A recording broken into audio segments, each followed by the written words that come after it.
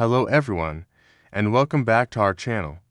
Today, we're diving into a story from the Dark Ages that is so brutal, so dramatic, it sounds like it's straight out of a fantasy novel.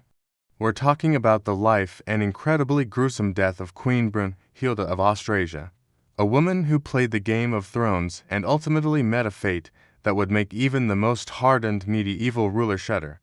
So, grab a seat, because this tale of power, betrayal, and vengeance is one you won't forget. Brunhilde was not just any queen. She was a Visigothic princess from Spain, born around 543 AD in an age where women were often just pawns in political marriages. Brunhilde was a queen in every sense of the word. She was intelligent, ambitious, and deeply involved in the politics of the Frankish kingdoms. Her story begins when she marries King Sigebert I of Austrasia, one of the several kingdoms that made up the Merovingian Frankish realm. At the same time, her sister, Galswintha, married Sigebert's brother, King Chilperic I of Neustria. This double marriage was supposed to forge a powerful alliance. Spoiler alert, it did the exact opposite. The trouble started almost immediately. Chilperic already had a mistress, a former servant named Fredegund, who was just as ambitious and ruthless as Brunhilde. Fredegund couldn't stand being sidelined for a foreign princess. It wasn't long before Galswintha was found strangled in her bed, and Chilperic, surprise surprise, quickly married Fredegund. As you can imagine, Brunhilde was beyond furious. Her sister had been murdered, and it was clear who was behind it. This act ignited a blood feud between the two queens, Brunhilde and Fredegund, that would last for over 40 years and tear the Frankish kingdoms apart. This wasn't just a personal vendetta. It became a full-blown war between the kingdoms of Austrasia and Neustria. The conflict was brutal, marked by assassinations, betrayals, and constant battles. Brunhilde's husband, Sigebert, was assassinated, likely on Fredegund's orders. This left Brunhilde a widow, with a young son, Childebert II, as the new king. In this precarious position, most women would have faded into the background, but not Brunhilde. She stepped up and became the regent, the true power behind her son's throne. She was a skilled politician, managing the kingdom's finances, corresponding with the Pope and the Byzantine Emperor, and leading armies. She was a force to be reckoned with. For decades, Brunhilde navigated the treacherous waters of Merovingian politics. She outlived her rival Fredegund, her son Childebert, and even her grandsons. By the time she was in her late 60s, she was ruling as regent for her great-grandson, Sigebert II. Think about that for a moment.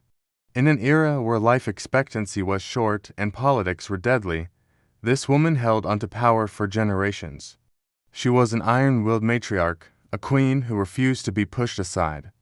But her long reign had made her many enemies. The Frankish nobility grew tired of her centralized control and heavy taxes. They saw her as an overbearing, foreign woman who had clung to power for far too long. They were just waiting for an opportunity to get rid of her. That opportunity came in the form of Clothar II. He was the son of Brunhilde's arch-nemesis, Fredegund. After decades of war, Clothar was determined to unite the Frankish kingdoms under his sole rule, and the only thing standing in his way was the elderly Queen Brunhilde and her young great-grandson, King Sigebert II. Clothar knew he couldn't defeat her on the battlefield alone. He needed allies from within her own kingdom, and he found them. The discontented Austrasian nobles, led by figures like Pepin of Landen and Arnulf of Metz, names that would become very important later in history, decided to betray their queen. They secretly promised their allegiance to Clothar. In 613, the final confrontation happened. Brunhilde raised an army to face Clothar, but as the two forces met, the trap was sprung. Her nobles and their soldiers abandoned her on the battlefield, switching their allegiance to Clothar. Her army simply melted away. Brunhilde, now in her early 70s, was captured along with her great-grandsons. Clothar had the young heirs executed immediately, extinguishing Brunhilde's line. But for Brunhilde herself, Clothar planned something far worse. He wanted to make an example of her. He couldn't just execute her quietly. He needed to publicly humiliate and destroy the woman who had defied his family for so long. So, he put her on trial. Clothair accused Brunhilde of a whole laundry list of crimes, including the murder of 10 Frankish kings. Now, was she responsible for some deaths and political intrigue? Almost certainly. That was the nature of power in the Merovingian court. But 10 kings. This was pure propaganda, designed to justify the horrific punishment he had in mind. He needed to paint her as a monstrous villain, a wicked queen who deserved no mercy. The sentence was delivered, and it was a 3-day ordeal of public torture. For 3 days, the elderly queen was subjected to unimaginable cruelty in front of Clothair's entire army. The historical accounts, like the Chronicle of Fredegar, describe the events in grim detail. They paraded her around the camp on the back of a camel, a deliberate act of humiliation meant to mock her and strip her of any remaining dignity. She, who had been a powerful queen for decades, was reduced to a public spectacle of shame. But that was only the beginning. The soldiers inflicted various tortures upon her. While the chronicles don't specify every single act, the goal was clearly to break her spirit and body in the most painful and public way possible. This wasn't just punishment, it was a ritual of vengeance. Clothair was erasing the legacy of his enemy, demonstrating his absolute power to all who watched. This public display was a warning to any other nobles who might think of defying him. This is what happens to my enemies. After 3 days of this torment, the final act of this gruesome spectacle was set to take place.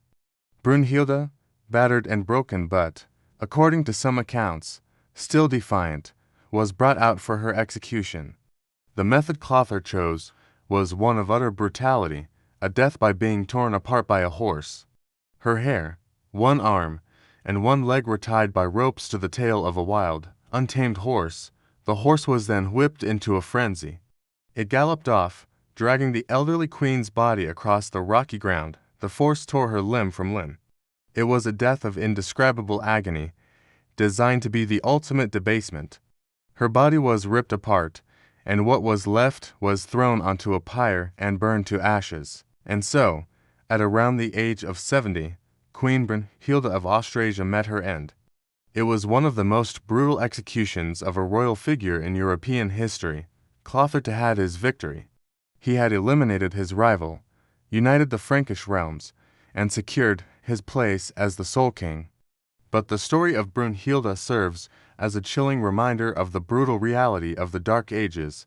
It was a world of raw power, where feuds lasted for generations and vengeance was served in the most horrific ways imaginable. Brunhilde's legacy is complex. To her enemies and to Clothair's propagandists, she was a monster, a cruel and power-hungry tyrant. But to others, she was a capable and effective ruler, a woman who held her own in a man's world, who patronized the church, repaired Roman roads, and tried to forge a strong, centralized kingdom. She was a grandmother and great-grandmother fighting to protect her family's legacy. Her story is a stark illustration of how history is often written by the victors. Clothair won the war, so he got to write the final, bloody chapter of her life. What do you guys think? Was Brunhilde a villainous tyrant who got what she deserved, or a tragic hero who fell victim to a brutal political game? Let me know your thoughts down in the comments. It's a fascinating and dark piece of history that really shows how intense the struggle for power could be. Thanks for watching, and if you enjoyed this journey into the past, be sure to hit that like button and subscribe for more incredible stories. We'll see you in the next video.